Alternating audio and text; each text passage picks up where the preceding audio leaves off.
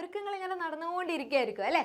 അപ്പോൾ ആദ്യത്തെ 2 ചാപ്റ്റേഴ്സിൽ നിങ്ങൾ ഇമ്പോർട്ടൻ്റ് ആയിട്ട് പഠിച്ചിരിക്കേണ്ട ടോപ്പിക്സ് എന്തൊക്കെയാണ് എന്നൊക്കെ പറഞ്ഞ് മിസ് ഒരു വീഡിയോ ചെയ്തിരുന്നു. അപ്പോൾ നിങ്ങളെല്ലാവരും കണ്ടിട്ടുണ്ടാവുമല്ലോ. അപ്പോൾ ഇതേപോലെ തന്നെ നമുക്കിനി 2 ചാപ്റ്റേഴ്സും കൂടി ഉണ്ട് അല്ലേ? 2 ചാപ്റ്റേഴ്സ് മാത്രമല്ല, ബാക്കി 2 കൂടി അല്ലേ? 3ഉം 4ഉം കൂടി നമുക്ക് പഠിക്കാനുണ്ട്.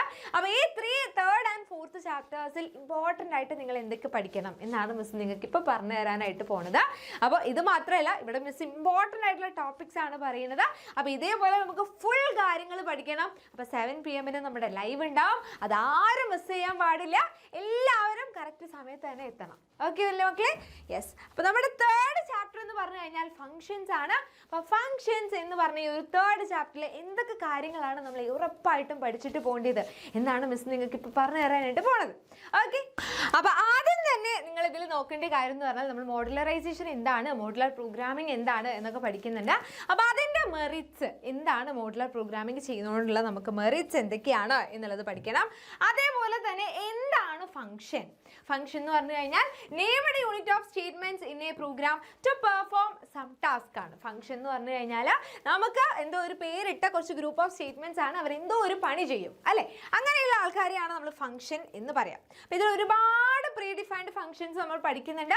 അപ്പോൾ എല്ലാതും നിങ്ങളൊന്ന് നോക്കി വെക്കണം. ഓരോന്നും കൊടുക്കുമ്പോൾ നമ്മൾ യൂസ് ചെയ്യേണ്ട ഹെഡർ ഫയൽ ഏതാണെന്നും പഠിക്കണം. അപ്പോൾ ആ ഫങ്ഷൻസിൽ ഇമ്പോർട്ടൻ്റ് ആയിട്ടുള്ള ഒന്നാണ് ഈ സ്ട്രിംഗ് ഫങ്ഷനുകൾ. സ്ട്രിംഗ് ഫങ്ഷൻസ് ഉണ്ട്.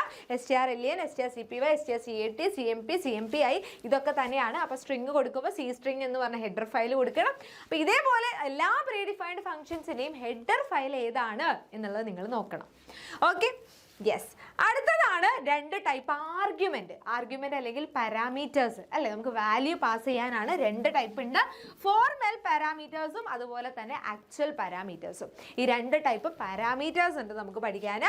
പിന്നെ അതുപോലെ തന്നെ നിങ്ങൾ ഒരിക്കലും ഒഴിവാക്കാൻ പാടില്ലാത്ത ഒന്നാണ്, നമ്മൾ ഫങ്ഷൻസിനെ കോൾ ചെയ്യാൻ നമുക്ക് 2 മെത്തേഡ് ഉണ്ട്. കോൾ ബൈ വാല്യൂ, അതുപോലെ തന്നെ കോൾ ബൈ റെഫറൻസ്.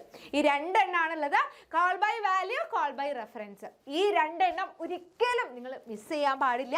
വളരെ വളരെ വളരെ ഇമ്പോർട്ടൻ്റ് ആയിട്ടുള്ളതാണ്. ഓക്കെ അല്ലേ മക്കളെ?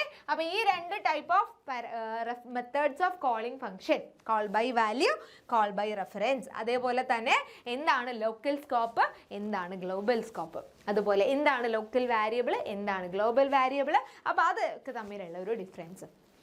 ഇത്രയും കാര്യങ്ങളാണ് ഏറ്റവും ഇമ്പോർട്ടൻ്റ് ആയിട്ട് നമുക്ക് ഫങ്ഷൻസ് എന്ന് പറഞ്ഞ നമ്മുടെ 3rd ചാപ്റ്ററിൽ പഠിക്കാനായിട്ടുള്ളത്. ഓക്കെ. യെസ്. ഇനി ഇതേപോലെ തന്നെയുള്ള മറ്റൊരു ചാപ്റ്ററാണ് ഇമ്പോർട്ടൻ്റ് ഉള്ളതാണ് വെബ് ടെക്നോളജി. അപ്പോൾ 4 ചാപ്റ്റേഴ്സിൽ ഇമ്പോർട്ടൻ്റ് ആയിട്ടുള്ള ഒരു ചാപ്റ്ററായിട്ട് നമുക്ക് വെബ് ടെക്നോളജീനെയും പറയാൻ പറ്റും. വലിയ ചാപ്റ്ററാണ്. അതേപോലെ തന്നെ ഉള്ള കാര്യങ്ങളൊക്കെ നമുക്ക് ഇമ്പോർട്ടൻ്റ് ആണ്. അങ്ങനെയുള്ളൊരു ചാപ്റ്റർ വെബ് ടെക്നോളജി. ഓക്കെ. അപ്പോൾ അതിൽ മോസ്റ്റ് ഇമ്പോർട്ടൻ്റ് ആയിട്ടുള്ള കാര്യങ്ങളാണ് മിസ് നിങ്ങൾക്ക് ഇപ്പോൾ പറഞ്ഞു തരുന്നത്. അപ്പോൾ ഇപ്പോൾ ഈ പറയുന്ന കാര്യങ്ങൾ ഒരിക്കലും നിങ്ങൾ സ്കിപ്പ് ചെയ്തിട്ട് എക്സാമിന് പോകരുത്. ഓക്കെ. അപ്പോൾ ആദ്യം നിങ്ങൾ പോർട്ട് നമ്പേഴ്സ് പഠിക്കണം. ഇമ്പോർട്ടൻ്റ് ആയിട്ട് HTTPSൻ്റെ പോർട്ട് നമ്പർ, അതേപോലെ തന്നെ നമ്മുടെ HTTPൻ്റെ പോർട്ട് നമ്പർ, ഇതൊക്കെ ചോദിക്കാറുണ്ട്. അപ്പോൾ അതൊക്കെ നിങ്ങൾ എന്തായാലും പഠിച്ചിരിക്കണം. ഓക്കെ. പിന്നെ അടുത്തതാണ് നമ്മുടെ DNSൻ്റെ ഫുൾ ഫോം. എന്താണ് DNS അല്ലെങ്കിൽ ഡൊമെയിൻ നെയിം സിസ്റ്റം അല്ലേ? DNS. അപ്പോൾ ഇതെന്താ ചെയ്യുക? നമ്മുടെ IP അഡ്രസ്സും അതേപോലെ ഡൊമെയിൻ നെയിമും രണ്ടും ഉണ്ടാവുന്നത് ഈ DNS ഡൊമെയിൻ നെയിം സിസ്റ്റത്തിലാണ് ഉണ്ടാവുക. ഓക്കെ. പിന്നെ ഡിഫറൻസുകൾ പഠിക്കാൻ ഇതിലാണ് ഏറ്റവും കൂടുതലുള്ളത്. സ്റ്റാറ്റിക് വെബ് പേജും ഡൈനാമിക് വെബ് പേജും തമ്മിലുള്ള ഡിഫറൻസ്, അതേപോലെ തന്നെ നമ്മുടെ ക്ലയൻറ്റ് സൈഡ് സ്ക്രിപ്റ്റിങ്ങും സെർവർ സൈഡ് സ്ക്രിപ്റ്റിങ്ങും തമ്മിലുള്ള ഡിഫറൻസ്. അപ്പോൾ ഈ 2 എണ്ണം പഠിക്കണം. Client side scripting, server side scripting, അതേപോലെ തന്നെ dynamic web page, static web page, ഇത് രണ്ടും തമ്മിലുള്ള ഡിഫറൻസ്. ഓക്കെ. പിന്നെ നമുക്ക് കുറച്ച് സ്ക്രിപ്റ്റിംഗ് ലാംഗ്വേജസ് ഇതിൽ പഠിക്കാനുണ്ട്. അപ്പോൾ അതൊക്കെ ഏത് ടൈപ്പിനാണ് യൂസ് ചെയ്യുന്നത് നോക്കി വെക്കുക. ജാവ സ്ക്രിപ്റ്റ്, PHP, ASP അല്ലേ? ഇതൊക്കെ നമുക്ക് പഠിക്കാനുള്ളതാണ്. അപ്പോൾ ഈ സ്ക്രിപ്റ്റിംഗ് ലാംഗ്വേജസ് ഏതൊക്കെയാണ്? ജാവ സ്ക്രിപ്റ്റ് ഉണ്ട്, ക്ലയൻറ്റ് സൈഡ് സ്ക്രിപ്റ്റിംഗ് ലാംഗ്വേജ് ആണ്. അതേപോലെ തന്നെ നമുക്ക് എന്തുണ്ട്? ജാവ സ്ക്രിപ്റ്റ് പോലെ VB സ്ക്രിപ്റ്റ് ഉണ്ട്. പിന്നെന്താ? പിന്നെ നമുക്ക് PHPൻ്റെ ഫുൾ ഫോം നോക്കുക. PHP hyper text pre processor, ഇതാണ് PHP. പിന്നെ നമ്മുടെ ഇതാ ലിനക്സ്. ലാമ്പിൻ്റെയും വാമ്പിൻ്റെയും ഫുൾ ഫോം നോക്കണം കേട്ടോ. Lamp Linux, Apache, MySQL and PHP. അതേപോലെ തന്നെ വാമ്പ് ഉണ്ട്, Windows, Apache, MySQL, PHP. Okay. പിന്നെ JSP, Java server page. Okay, പിന്നെ ഇതിൽ പഠിക്കാനുള്ളത് CSSന്റെ 3 ടൈപ്പ്. കാസ്കേഡിംഗ് സ്റ്റൈൽ ഷീറ്റ് ആണ് CSS എന്ന് പറഞ്ഞു കഴിഞ്ഞാൽ.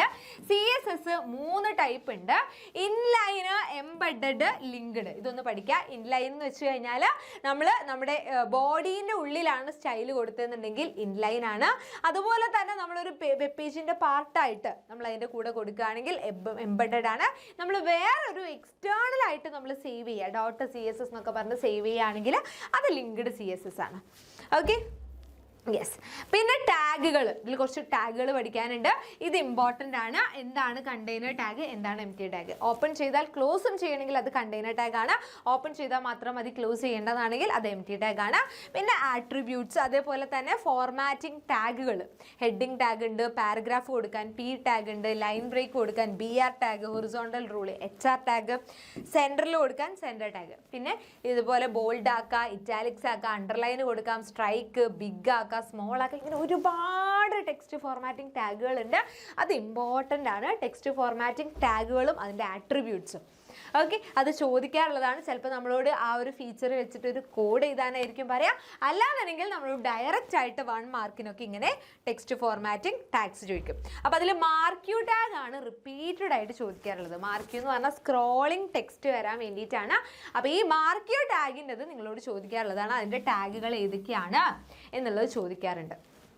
ഓക്കെ അല്ലേ മക്കളെ? യെസ്. അപ്പോൾ അതാണ് മാർക്ക് ടാഗ്. പിന്നെ നമുക്ക് ഡിവ്, ഫോണ്ട്, ഈ 2 ആൾക്കാരും കൂടെ അതിൽ വരുന്നതാണ്. ഡിവും ഫോണ്ടും തമ്മിലുള്ള എന്താണ് അതിൻ്റെ ടാഗുകൾ, ആട്രിബ്യൂട്ട്സ് എന്നൊക്കെ ചോദിക്കാറുണ്ട്.